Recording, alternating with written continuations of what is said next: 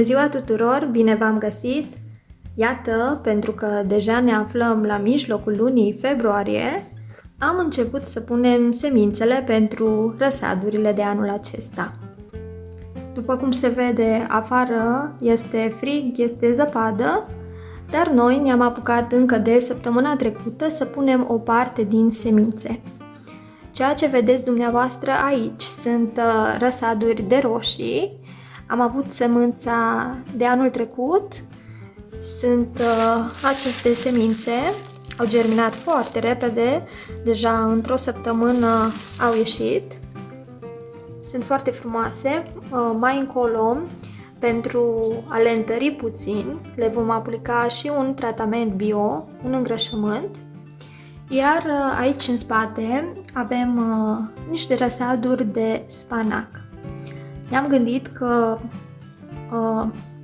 prețul spanacului și nu numai, al tuturor legumelor și fructelor a crescut. Am zis că ar fi mai profitabil și mai sănătos să cultivăm spanac în jardinieră.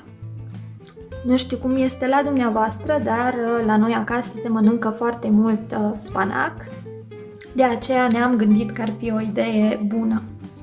De asemenea, tot săptămâna trecută am pus și semințele de vinete, care încă nu au ieșit, și asta se datorează faptului că vinetele sunt mai pretențioase și au o perioadă mai lungă de germinare.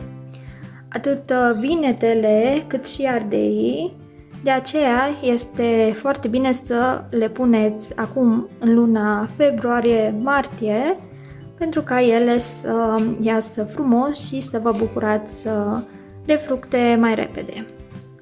Eu astăzi, săptămâna trecută, am fost la magazin și am cumpărat diferite soiuri de roșii, ardei, gogoșari, am și sparanghel, mai am aici un soi de vinete diferit de cel pe care l-ați văzut aici, pe care aș vrea să încep să le pun astăzi cu dumneavoastră.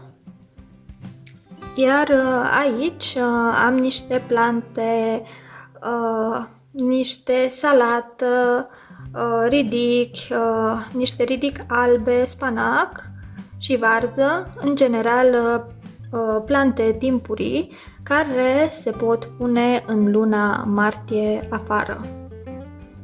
Pământul pe care l-am aici, dacă ați observat, este un pământ negru, este un pământ foarte fertil, l-am cumpărat din magazin. De obicei folosim pământ din grădină, dar după cum vedeți și dumneavoastră, afară este zăpadă, a înghețat, așa că am folosit pământ din comerț. Pentru punerea răsadurilor puteți folosi fie jardiniere, fie acele lădițe cu celule care se găsesc în magazin, fie recipiente, așa cum l-am eu pe acesta. Sunt foarte bune și puteți să vă folosiți de orice fel de recipient pe care îl aveți în casă.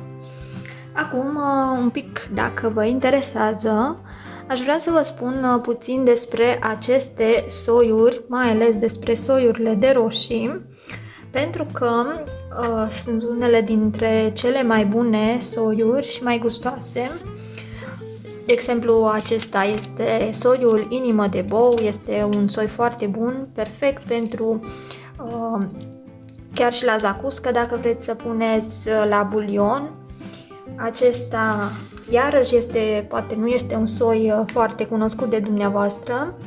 L-am avut anul trecut și a fost foarte, foarte bun și dulce și merită încercat. Și acestea sunt niște roșii mai neobișnuite, asemănătoare cu roșiile sherry. În general, să știți că roșiile sherry nu sunt atât de pretențioase la condiții, ele fiind mult mai rezistente decât roșiile acestea de casă normale. Bun.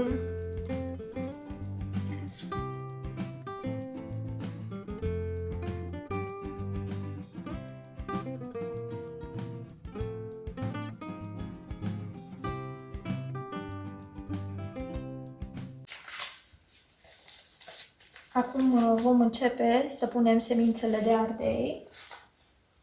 Am aici mai multe tipuri de ardei, printre care ardei gras galben, gogoșar, ardei gras roșu și ardei lung. Seamănă foarte bine cu ardeiul capia. Mă gândesc că în acest recipient să încep cu ardeiul roșu. Întâi de toate, solul trebuie umezit, udat. Așa. Iar semințele se pun la o adâncime de aproximativ 2 mm.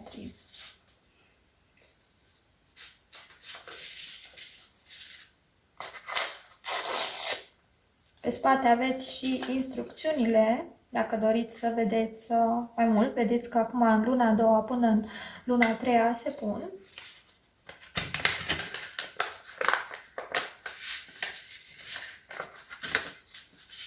Ele vin așa în acest pliculeț.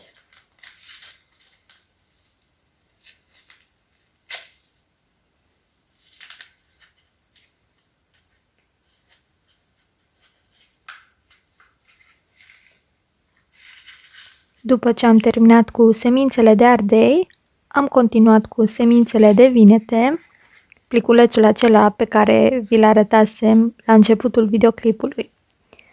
Am ales ca să pun vinetele și ardeii mai devreme, deoarece pentru că aceștia germinează greu, au nevoie de o perioadă mai lungă pentru a se dezvolta. În condiții optime, atât vinetele cât și ardeii germinează în aproximativ 2 săptămâni, dar aceștia sunt și pretențioși față de lumină și mai ales de căldură, necesitând temperaturi ridicate.